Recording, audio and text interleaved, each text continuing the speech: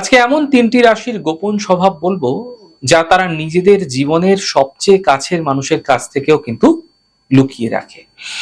আপনার রাশি কি এর মধ্যে আছে?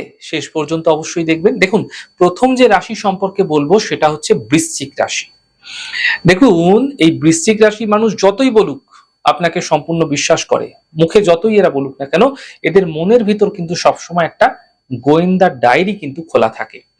এরা নিজেদের গোপন কথা কাউকে সহজে বলে না, কিন্তু আপনার সমস্ত মনের খবর, যত কিছু আছে আপনার পেটে, সমস্ত কিছু কিন্তু এরা নীরবে জেনে ফেলতে পারে। দ্বিতীয় যে রাশিটির কথা বলবো তা হলো কর্কট রাশি।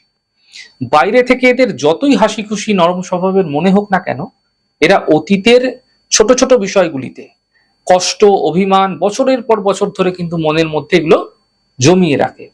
কাছের মানুষ ভুল করেও আঘাত দিলে এরা সহজে কিন্তু ভোলে না, কিন্তু মুখে কিন্তু কোনো কিছু প্রকাশ সহজে করতে চায় না এরা। তৃতীয় যে রাশিটির কথা বলবো সেটি হচ্ছে মকর রাশি।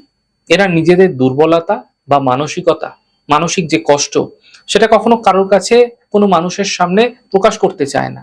যত বড় বিপদ বা একাকিত্বই আসুক না কেন এদের জীবনে, এরা সবসময় কিন্তু সর্বদা শক্ত থাকার অভিনয় করে যায়, যেন কেউ এদের দুর্বল ভাবতে না পারে। এটা কিন্তু এদের একটা সহজাত লক্ষণ। আপনার জীবনের অভিজ্ঞতা কি বলে?